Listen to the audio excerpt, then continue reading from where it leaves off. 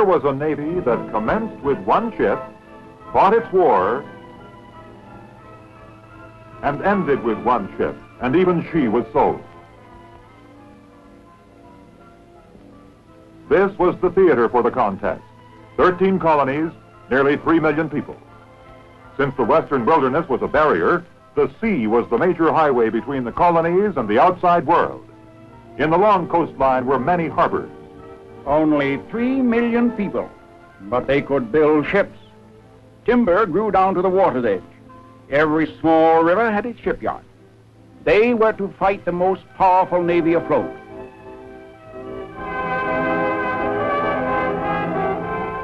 The ships of Great Britain, naval and merchant vessels, numbered in the thousands.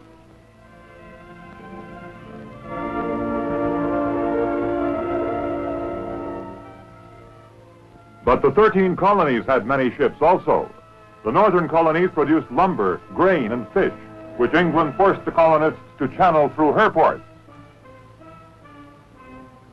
The Maine and New Hampshire forests grew large pines, which were the principal source of supply for the larger masts of the Royal Navy.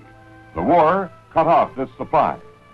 From the southern colonies came the prized tobacco and indigo. Before the war, American merchantmen made the sugar run. They swapped their lumber, fish, and grain in the West Indies for sugar and molasses, which were exchanged in England for woolens, hardware, and manufactured goods.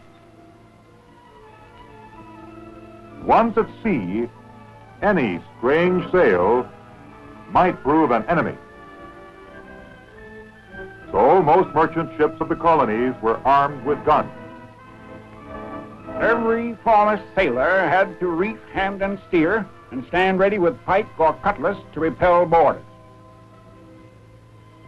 So, in the year 1775, the American merchant seaman was better trained to fight at sea than the American farmer to fight on land. These were the adversaries, and these were the ships.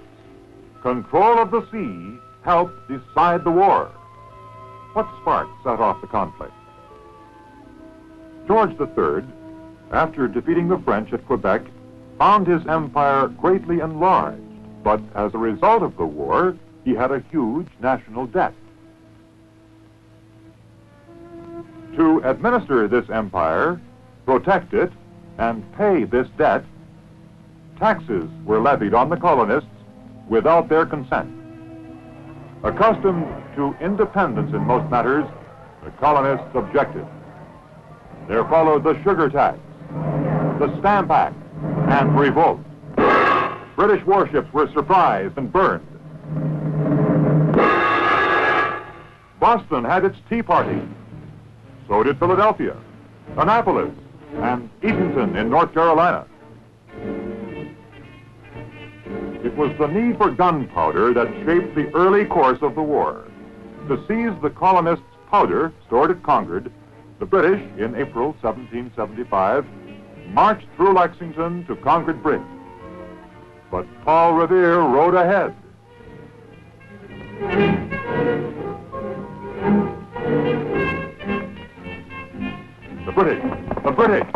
The British are coming! The alarm was spread. The next morning, on Lexington Green, the gunpowder was saved. In June of '75, at Bunker Hill, the colonists ran out of powder before the British third attack. And the British captured the earthwork. Washington took command of the Continental Army at Cambridge.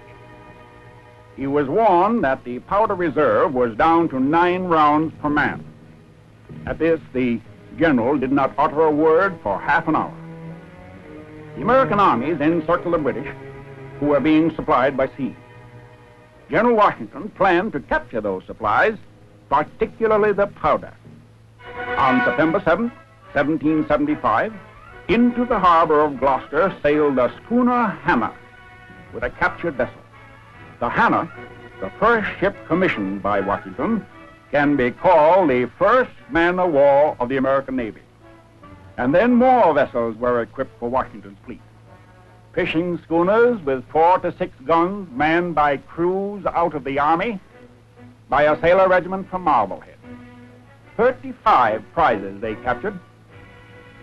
Captain John Manley in the schooner Lee took the Nancy, carrying 2,000 muskets, 30,000 round shot, over 30 tons of musket shot, several barrels of gunpowder, 100,000 flints, and a 10,000-pound brass mortar for that waiting army of Washington outside of Boston. Munitions that would have taken the colonies 18 months to manufacture. October 13th, 1775, was the birthday of the American Navy. On that day in Philadelphia, Congress authorized the purchase, equipping, and manning of vessels to capture military stores, mainly gunpowder. The Naval Committee drew plans for the Continental Navy.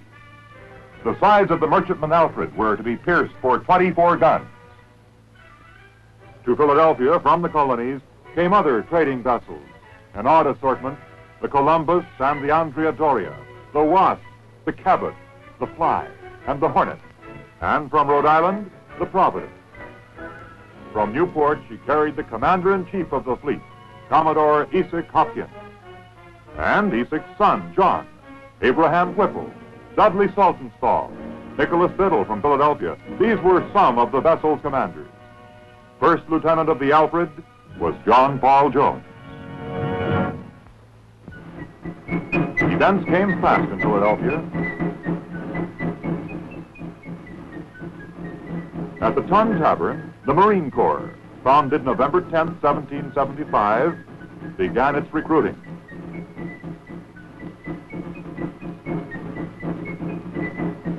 And other events moved forward that same fall.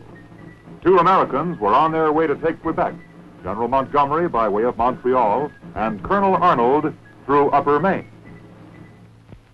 Well, in Philadelphia, early in '76, Commodore Hopkins at long last got his orders to go capture British ships and get some gunpowder too.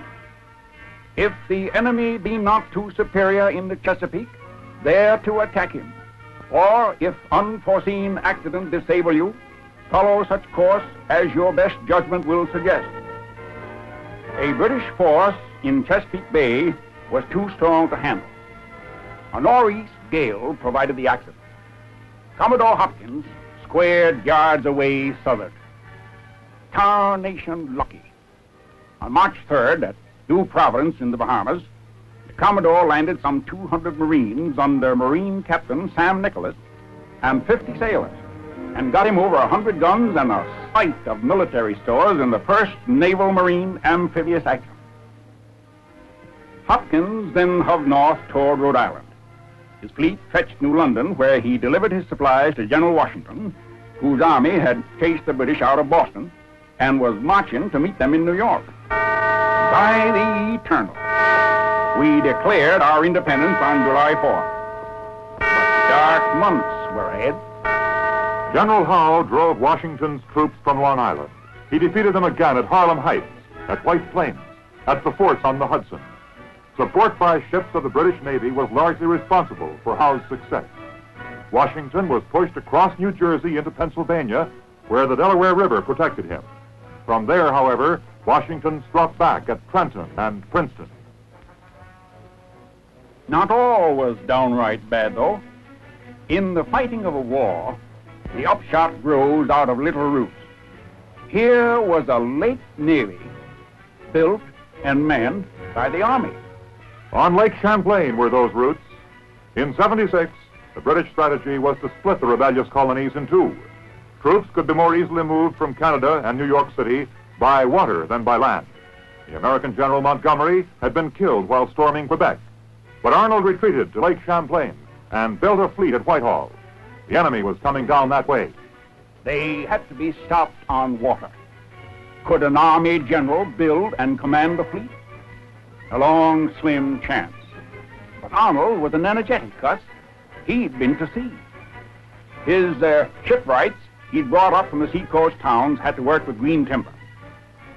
4 galleys with guns and swivels, the Washington, the Lee, the Trumbull, and the Congress.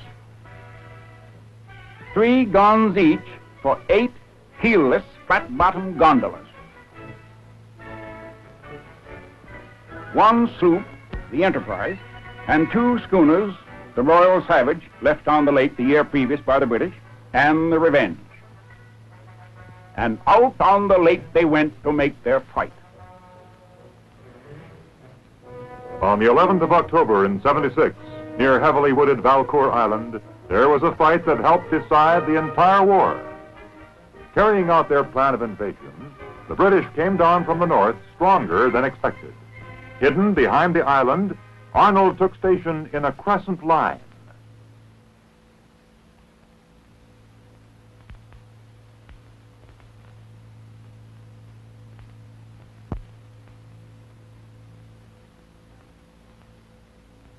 And the British sailed by unsuspecting.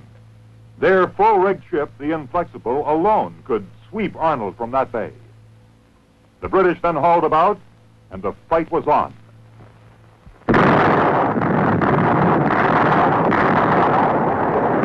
The Royal Savage went aground. The Americans tried to get her off and couldn't. The British took her, tried to get her off and couldn't. They burned her. The Americans were in trouble.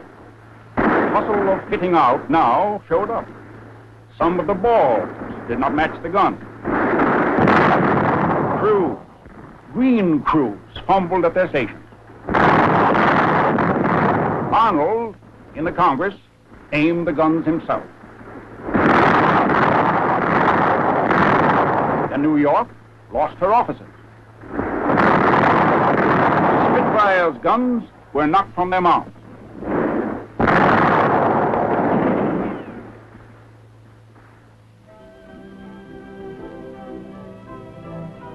When darkness came, the rest of the American fleet slipped away. After 2 days' running fight, Arnold rammed his ships ashore, burned them, and escaped through the woods. Thus ended the Battle of Lake Champlain, fought for the prize of a continent. Arnold had lost the fight, but winter was at hand. The British had been so delayed that their invasion was postponed until the next year. Washington and the Continental Congress used this time to build an army. By the next summer, 14,000 Continentals were in arms. They stopped Burgoyne at Saratoga, where he surrendered after one of the decisive battles of the world. It proved to all that the colonies were determined to be free. Aid came from Europe, especially from France. Louis XVI now agreed to support the American cause and became a fighting ally. Previously, the wise and canny Benjamin Franklin had wished to embroil France with England. Perhaps for this, he had encouraged American privateers and Captains Cunningham and Wicks to prey on British commerce. They were joined by others. War was carried to the British front door. By 78, over 700 British ships were taken.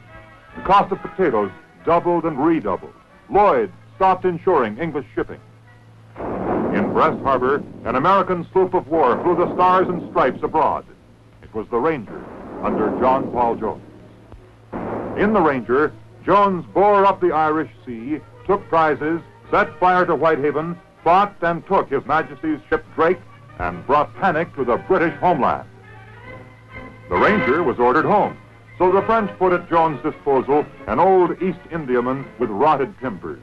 Jones named her the Bonhomme Richard, honoring Benjamin Franklin's nickname, Poor Richard. This is the ship that fought one of the world's famous fights and cradled a great tradition. Off Flamborough Head, on the 23rd of September, 1779, Jones, with 4 ships in company, encountered an enemy convoy of 41 sail. The merchant ships maneuvered to escape while their protectors squared away for the Americans. Jones brought his unwieldy Bonhomme Richard in range with the Serapis, 50 guns, a new ship of the Royal Navy, Captain Richard Pearson. Aboard the Bonhomme Richard, firing her first broadside, 2 of the old 18-pounders exploded.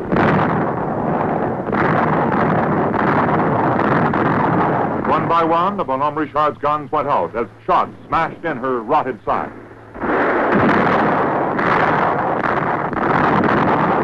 Only the 9-pounders on the quarterdeck kept alive, aimed at the enemy's rigging.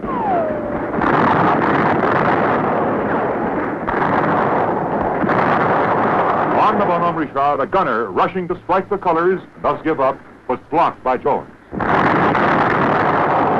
the Serapis, have you struck? Have you struck? From the Bonhomme Richard, I have not yet begun to fight.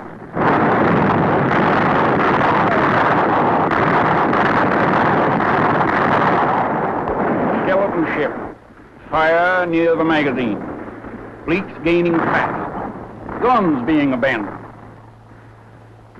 Prisoners released by the master-at-arms rushed up on deck and were met by Lieutenant Dale, who sent them to the pumps. Back to the shattered main deck went the gunners. Overside went the mainmast of the Serapis. There was fight left even on the tops of the Bonhomme Richard.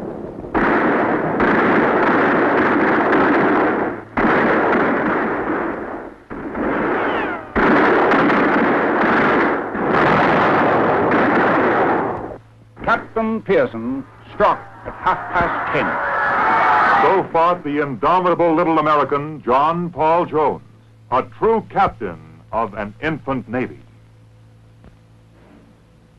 Meanwhile, in America, the war went on.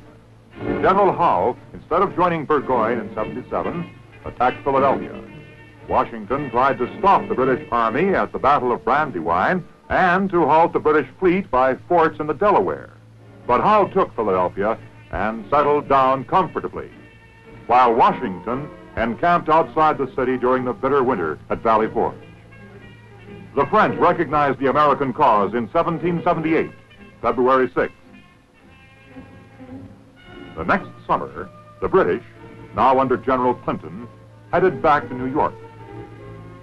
Why? He had heard that the powerful French fleet under Admiral d'Estaing was bound for America. At Philadelphia, he would be bottled up. Washington nearly defeated Clinton at Monmouth, but could not block him from New York. In July, Admiral d'Estaing, with his French fleet, arrived off New York. But d'Estaing was too cautious to cross the bar at Sandy Hook. He later lay siege to Newport and then tried to take Savannah. Both failures. In July 1780, General Rochambeau and 5,000 French troops landed in Newport with 7 ships of the line. On the 21st of May, 1781, Washington called General Rochambeau for a council of war at Wethersfield, Connecticut. Said General Washington, "Naval superiority is the pivot upon which everything turns." All plans for his army were based on the support of French sea power. In 1780 and 1781, the British land forces under Cornwallis had concentrated on the reduction of the southern states. After an unsuccessful campaign in the Carolinas, Cornwallis had withdrawn to Virginia and, harassed by Wayne and Lafayette, had entrenched at Yorktown. So in 1781, Washington's dream of a combined operation was realized. In a master plan of grand strategy, Cornwallis was to be attacked by land and by sea. On land, Rochambeau joined Washington above New York, and the Allied armies moved south to besiege Cornwallis at Yorktown. The French Admiral de Grasse sailed from Haiti for the Chesapeake. At the same time, Admiral Hood led the British fleet from Antigua. With their copper bottoms, the British ships were faster. Finding no enemy in the Chesapeake, they went on to New York. In New York Bay, Hood joined Admiral Graves, who took command. They returned to relieve Cornwallis and found the French waiting for them inside the entrance of the bay. The outnumbered British missed their golden chance. They did not fall on the French van as it emerged. The fleets closed to fight ship to ship. The British made the tactical mistake of coming into battle successively instead of all at once. Night broke off the action. The next day, the two fleets were becalmed, but 2 days later, the French took advantage of a favorable wind and sailed northward for the Chesapeake, 100 miles away. There, the fleet of de Barras joined them from Newport. For the moment, the Allies had control.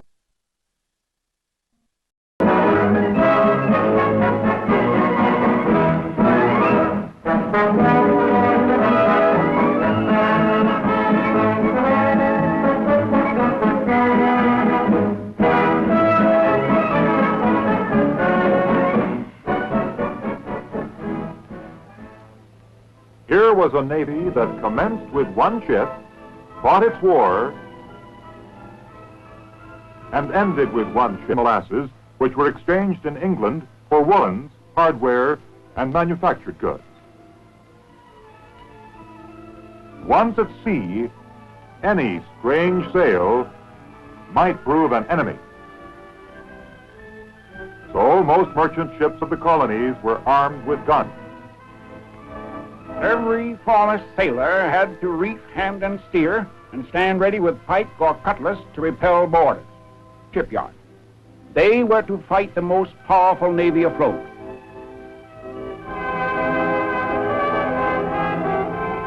The ships of Great Britain, naval and merchant vessels, numbered in the thousands.